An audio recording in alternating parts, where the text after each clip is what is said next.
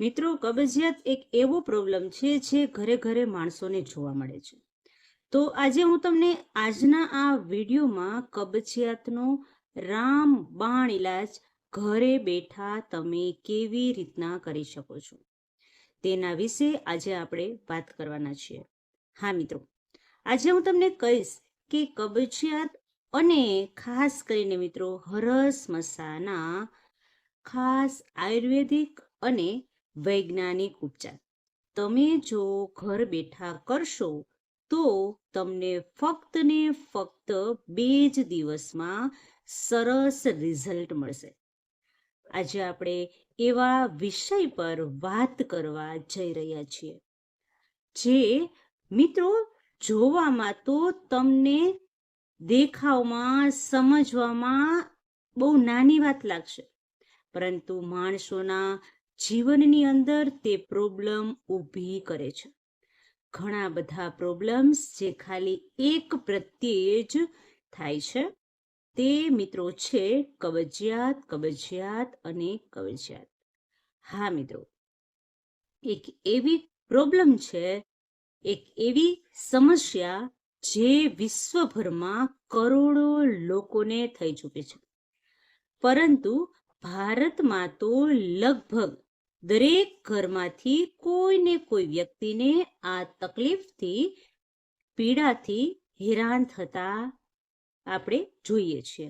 ખાસ કરીને 40 વર્ષથી ઉપરના જે લોકો છે તેને લાંબા સમય સુધી બેઠાડું જીવન જીવી રહ્યા હોય તો, અથવા તો કોઈ તમે મસાલેદાર ખોરાક લેતા જ હો તો મિત્રો બહારના જંક ફૂડ ખાતા હોય છે.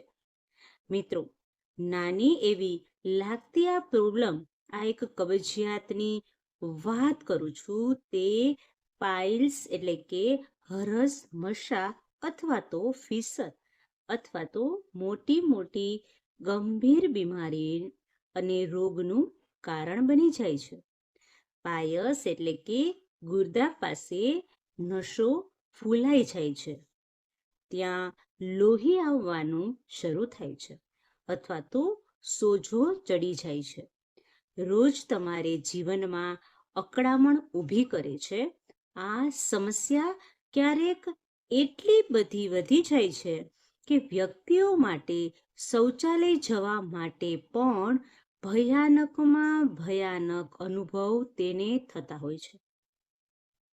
જીવનમાં ઉદાહરણો સમજીએ, આપણે કેટલા પણ ઉદાહરણ એવા છે જે ઘણા બધા માણસો છે જ્યાં ગંભીર સમસ્યાથી એટલા હેરાન છે. અમુક માણસો તો 55-60 વર્ષના હોય છે. ઘણા બધા માણસો નોકરી કરતા હોય છે, બેંકમાં નોકરી કરતા હોય તો એને ખુરશીમાં જ બેસી રહેવાનું જે કામ છે, તેમને વર્ષોથી કબજિયાત હોય છે. રોજ સવારે ટોયલેટ ચડતા અડધી કલાક લગી બેસી રહેવું પડે છે, અથવા તો સ્ટૂલ પકડવું અથવા મળકઠણ હોવાને કારણે બહાર ન આવવું, તેને કોઈ સામાન્ય સમસ્યા માનીને તમારે અવગણવાનું નથી. ક્યારે પણ આ ગંભીરતાથી પગલાં ના લીધા હોય તો થોડા સમય પછી પાયસ તથા ટોયલેટમાં લોહી પણ આવવા લાગે છે અને દુખાવા બેફામ થવા લાગે છે. મુશ્કેલીની સમસ્યા ચાલુ થઈ જાય છે. વધારે પડતા આવી પરિસ્થિતિ બ્રહ્મરૂપ બની જાય છે. જેઓ ડોક્ટર પાસે જાય છે, ડોક્ટર પણ કહે છે કે શરૂઆતમાં પાણી વધારે પીવો અથવા તો ફાઈબરવાળા ખોરાક વધારે લો, અથવા તો કહે છે કે ત્રિફળા ચૂર્ણ ઘરે બેઠા ઘરેલું ઉપચાર અપનાવો. આ ગંભીર પાઇલ્સ સુધીની વાત નથી મિત્રો. આ તમે સાંભળો તો તમારા ભૂલની આ એક નડતર છે. તમે જે આગળ ભૂલ કરેલી છે ને, તેના જ સિમ્ટમ છે. હવે આપણે વાત કરીએ કબજિયાત એટલે શું. વિગતવાર માનીએ તો વૈજ્ઞાનિક દ્રષ્ટિકોણથી અને આયુર્વેદિક દ્રષ્ટિકોણથી આ બે કબજિયાતને સમજવું ખૂબ ખૂબ ખૂબ જ જરૂરી થઈ જાય છે. વિજ્ઞાન શું કહે છે કે જો કોઈ વ્યક્તિ 3 દિવસ કે તેથી વધુ સમય સુધી સ્વાભાવિક રીતે તેનું પેટ સાફ ન થાય અથવા તો દરરોજ પેટ સાફ કરવા જાય છતાં પણ મળપૂડું બહાર ન નીકળે તો તેને સામાન્ય ભાષામાં કબજિયાત કહેવાય છે. એક રીતે આપણે જોઈએ તો પાચન તંત્ર ખરાબ કાર્યને કારણે આવું થતું હોય છે. જ્યારે આપણે ખોરાક ખાઈએ છીએ ત્યારે નાના આંતરડામાંથી ત્યાંથી થઈ અને તે મોટા આંતરડામાં જાય છે, જ્યાં પાણીનું શોષણ થાય છે. પાણીનું શોષણ વધારે થઈ જાય એટલે કે મિત્રો ખોરાક ખૂબ ધીમો પસાર થાય છે, મળ કઠણ થઈ જાય છે અને તેને બહાર કાઢવામાં તકલીફ પડે તો આને જ આપણે કબજિયાત કહી શકીએ. કહેવાય છે મિત્રો કે કબજિયાતના પણ મુખ્ય લક્ષણો હોય છે. ખાસ કરીને આપણે વાત કરીએ તો પેટ ભારે લાગવું, ગેસ અથવા તો પેટ ફૂલાઈ જવું. સૌથી સામાન્ય લક્ષણ આ જોવા મળે છે, જેમાં વ્યક્તિઓનું પેટ ભારે ભારે થઈ જાય અથવા તો ફૂલાવા લાગે. મિત્રો તમને ભૂખ પણ ઓછી લાગવા લાગે છે. માથાના દુખાવા અથવા તો પેટ સાફ ન થાય, શરીરમાં ઝેરી તત્વો ભેગા થઈ જાય છે, જેના કારણે ભૂખ ઓછી લાગે છે અને માથાના દુખાવા પણ એકદમ તીવ્ર બની જાય છે. તમારો સ્વભાવ ચીડિયાપણું મનમાં બેસીને શારીરિક અવસ્થા પર સીધી અસર કરે છે. તમને માનસિક સ્વાસ્થ્ય પર પ્રોબ્લેમ પડે છે. ઘણા બધા લોકો છે જેને દુખાવો અથવા ટોયલેટ જતી વખતે ક્યારેક ક્યારેક તો લોહીના પણ લક્ષણો જોવા મળે છે. પાઇલ્સ અથવા ફિશરનો સંકેત થઈને આવે છે.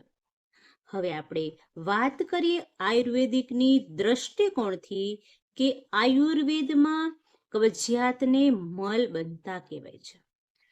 આયુર્વેદિક અનુસાર જોઈએ તો આપણું શરીર મુખ્ય મેઇન 3 દોષોથી બનેલું છે: વાત, પિત્ત અને કફ.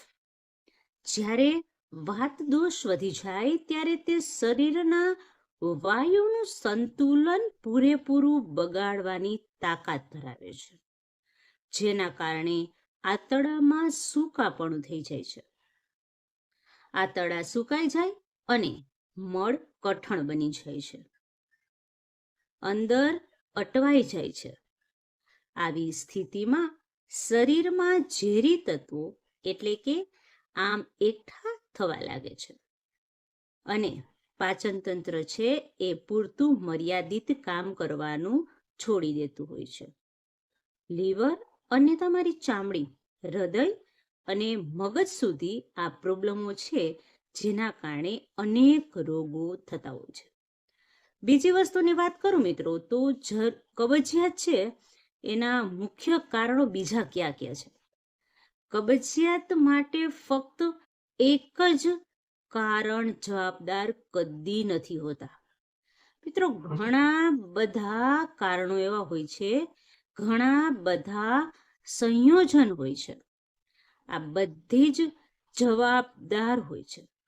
તમને 3 મુખ્ય ભાગમાં વહેંચી શકીએ છીએ.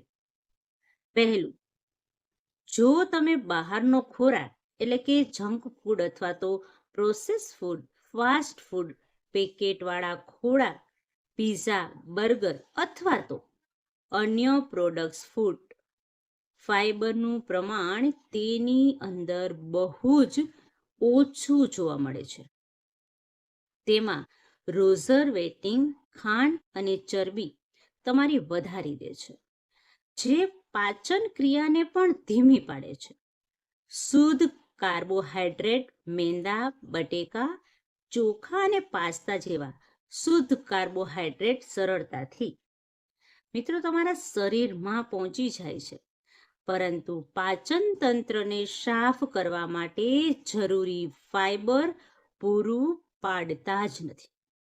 અથવા તો આપણે આગળની વાત કરીએ તો મસાલેદાર ભોજન તમે જમ્યા કરો છો, ઓઇલી ફૂડ ખાયા કરો છો, વધુ પડતું તેલ અને મસાલા પાચન તંત્ર પર ભાર પડે છે, જેના જ કારણે તમને અપચો, કબજિયાત થઈ જાય છે. મિત્રો, પાણી અને ફાઈબરની કમી આ સૌથી મોટું સામાન્ય કારણ છે. શરીરમાં પૂરતું પાણી ન હોય, મળ સુકાઈ જાય છે. આવી રીતે ફાઈબર અને રેસા અને મળને નરમ રાખવા માટે પાણી ખૂબ જ જરૂરી હોય છે. એક વસ્તુ જે તમારું બહેડું જીવન હોય છે.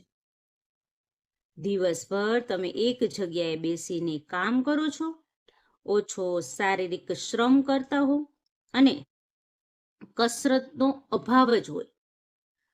પાચન તંત્રની ગતિ મિત્રો આમાં ધીમી પડી જાય છે. તો મોડું સૂવું, ઓછી ઊંઘ લેવી, શરીરની બધી જ પ્રક્રિયાઓ એક ચોક્કસ ચક્રમાં કાર્ય કરે છે. જો તમે નિયમિત રાત્રે નિંદ્રા ન લ્યો તો પણ પાચન તંત્રનું ચક્ર એકદમ લુપ્ત થઈ જાય છે. ઘણા બધા માણસો છે જે તણાવમાં પણ રહેતા હોય, ચિંતામાં પણ રહેતા હોય. માનસિક તણાવ તેની અંદર હોય છે. તેના લીધે પણ પાચન તંત્ર સાથે આ વસ્તુ જોડાયેલી છે. તમે તણાવમાં રહો છો ત્યારે શરીરમાં હોર્મોન્સ, પાચન પ્રક્રિયા ધીમી પડે છે. હવે વાત કરીએ દવાઓ અને અન્ય બીમારીઓ વિશે. અમુક દવાઓ છે જે આયરન અને કેલ્શિયમની ટેબ્લેટની પેન કિલર એટલે કે દુખાવાની દવા કહો, બ્લડ પ્રેશર અથવા તો ડિપ્રેશનની દવા એટલે કબજિયાતનું આનું પણ મેઇન કારણ બને છે. આવી દવાઓ તમે લેતા હોય તો ગંભીર બીમારીઓ, ડાયાબિટીસ થઈ ગયું, થાઇરોઇડ અથવા તો IBL એટલે કે ઇરિટેબલ લોનેપલ સિન્ડ્રોમ જેવી બીમારીઓ પણ કબજિયાત તમારા શરીરમાં પેદા કરી શકે છે. કબજિયાત અને ફાઇલ્સ વચ્ચેનો સીધો સંબંધ છે મિત્રો. કબજિયાત અને ફાઇલ્સ એકબીજા સાથે જોડાયેલા હોય છે. વારંવાર કઠણ મળજો આવતો હોય, બહાર નીકળવા લાગે તો વ્યક્તિને જોર લગાવવું પડે છે. આ જોર લગાવવાથી ગુર્દા જે છે મિત્રો, તેની જે નસો છે તેમાં દબાણ આવે છે, જેના કારણે નસો ફૂલાઈ જાય છે. ત્યારે ગાંઠ જેવી એક રચના થાય છે, જેને આપણે પાઇલ્સ તરીકે ઓળખીએ છીએ. મિત્રો, આ નસોનો સોજો આવે અને કેટલીક વાર તો તેમાંથી લોહી પણ નીકળે.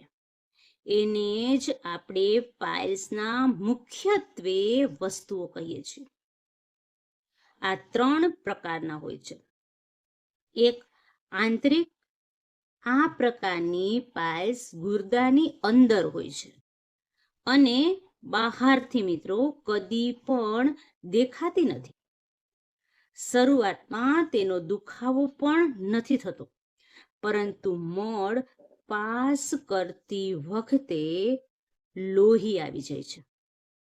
બીજી વસ્તુ છે બાહ્ય, એટલે કે આ પ્રકારના જેટલા પણ પાયલ્સ છે એ ગુર્દાની બહારની બાજુ હોય છે, જે ખૂબ દુખાવો અને ખંજવાળ જેવું સોજો પણ, બેસવામાં તકલીફ, ચાલવામાં મુશ્કેલી, આ 3 મિક્સર પ્રકારની આંતરિક બાહ્ય બંને પાયલ્સ હોય છે.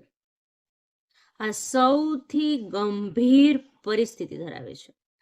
આગળની વસ્તુ કહું તો ઘરેલું ઉપચાર. અહીં હું તમને કહું તો તમને 15 થી વધુ રામબાણ અને આયુર્વેદિક નુસ્ખા જણાવીશ, જે કબજિયાત અને ખાસ કરીને પાયસમાં તમને પટ કરતું રાહત આપશે, પૂરેપૂરું રાહત આપી દેશે. એક વસ્તુની વાત કરું તો તમારે શું કરવાનું છે. ગરમ પાણી સવારે ખાલી પેટે 3 ગ્લાસ ગરમ પાણી પીવાનું છે. આંતરડાના ચીકણા બનાવવા માટે અને પાચન ક્રિયાને સક્રિય કરવા માટે પહેલી જરૂરી વસ્તુ, વૈજ્ઞાનિક દ્રષ્ટિકોણથી આપણે વાત કરીએ તો ગરમ પાણી.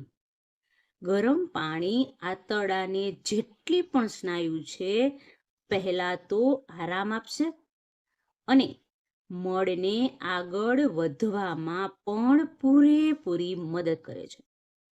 બીજી વસ્તુની વાત કરું તો તે છે ત્રિફળા ચૂર્ણ. આયુર્વેદમાં ત્રિફળાને ખૂબ જ શક્તિશાળી સ્ત્રોત માનવામાં આવે છે. રાત્રે સૂતી વખતે 1 ચમચી ત્રિફળા ચૂર્ણ ગરમ પાણી સાથે લેવાથી આંતરડા મસ્ત કાચ જેવા ચોખ્ખા થઈ જશે અને જે લોકોને પણ પાયસમાં જે પ્રોબ્લેમ છે તેમાં રાહત મળશે.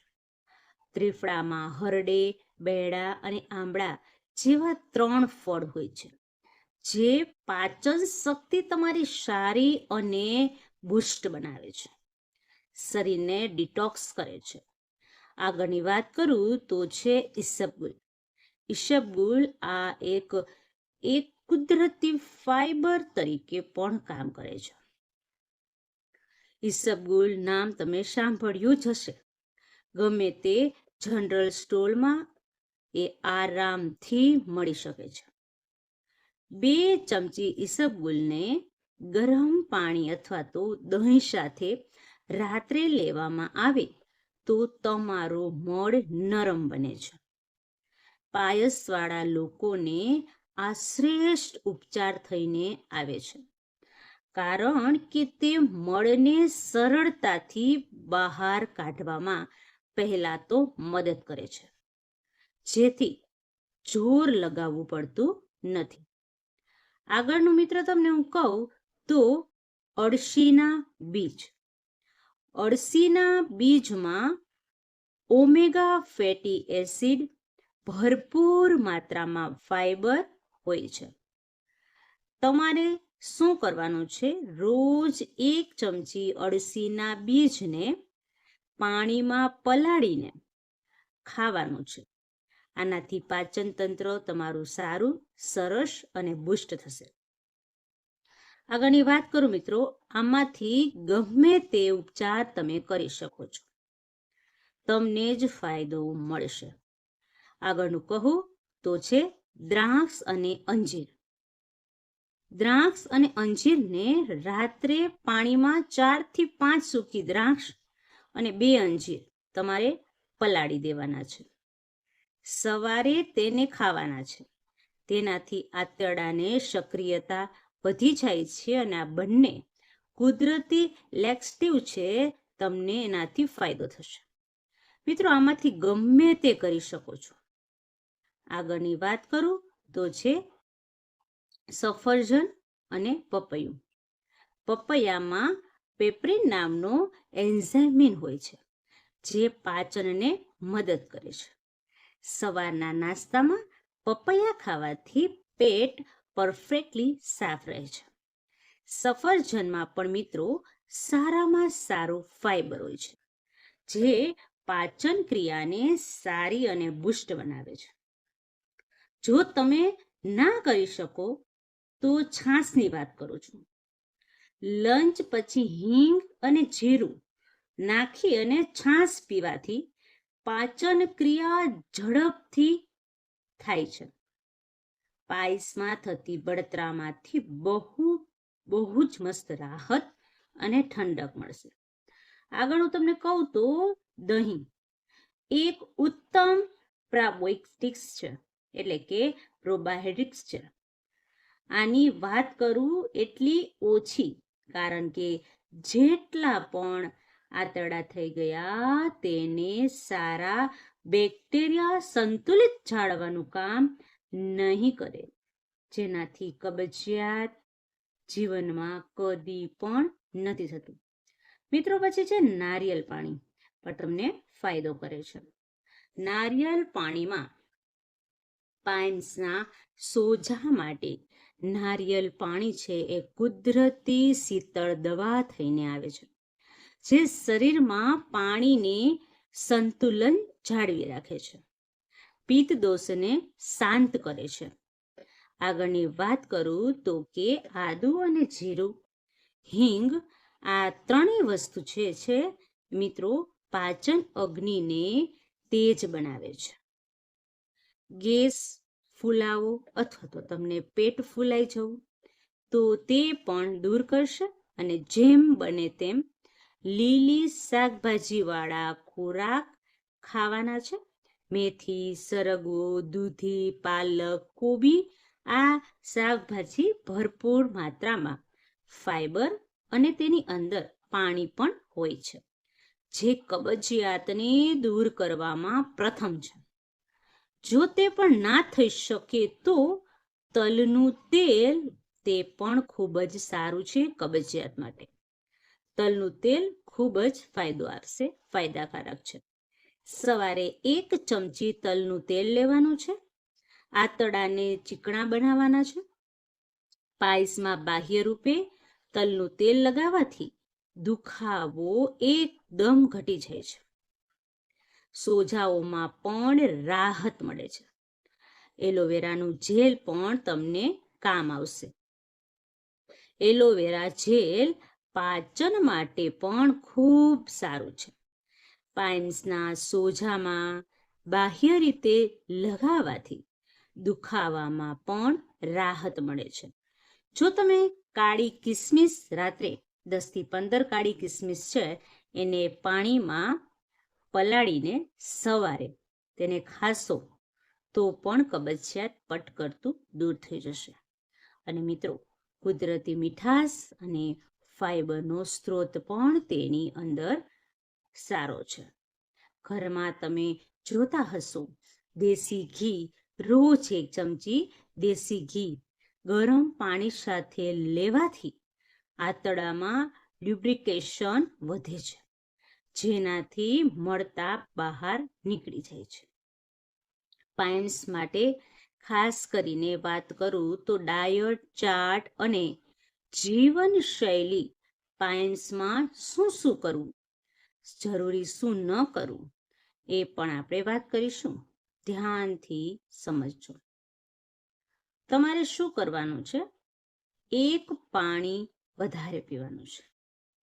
એની પહેલા ધ્યાન રાખવાનું છે પાણી મેક્સિમમ 10 ગ્લાસ પાણી તો પીવાનું જ છે.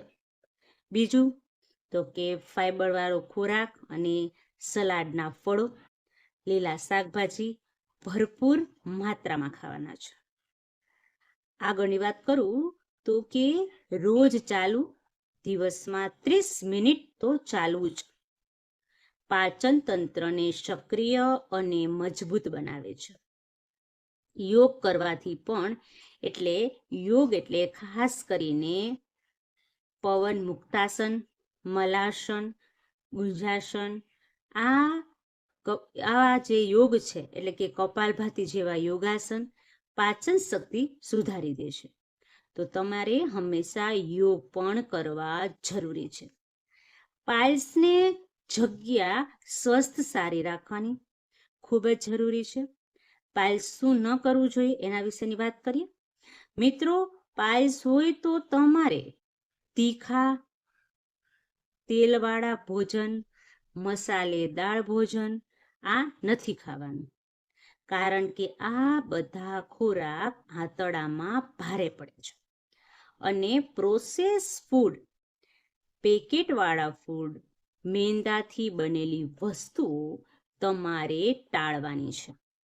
અને તમાકુ, સિગરેટ અને બધા જ પદાર્થ જે શરીરનું પાણી શોષી લે છે તેને બંધ કરી દેવાનું છે.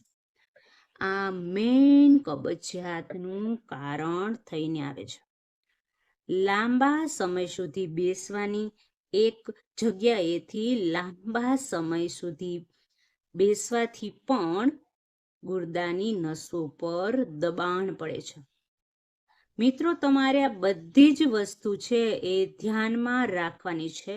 મેં તમને નુસ્ખા પણ કહ્યા, છતાં પણ કોઈ પણ જાતનો પ્રોબ્લેમ હોય તો તમે મને નીચે કોમેન્ટ સેક્શનમાં પૂછી શકો છો. હું તેનો જરૂર આન્સર આપીશ. તો મિત્રો, ફરી મળીશું નવા જ વિડીયો, નવા ટોપિક સાથે. ત્યાં સુધી બધાને મારા હર હર મહાદેવ અને રાધે રાધે.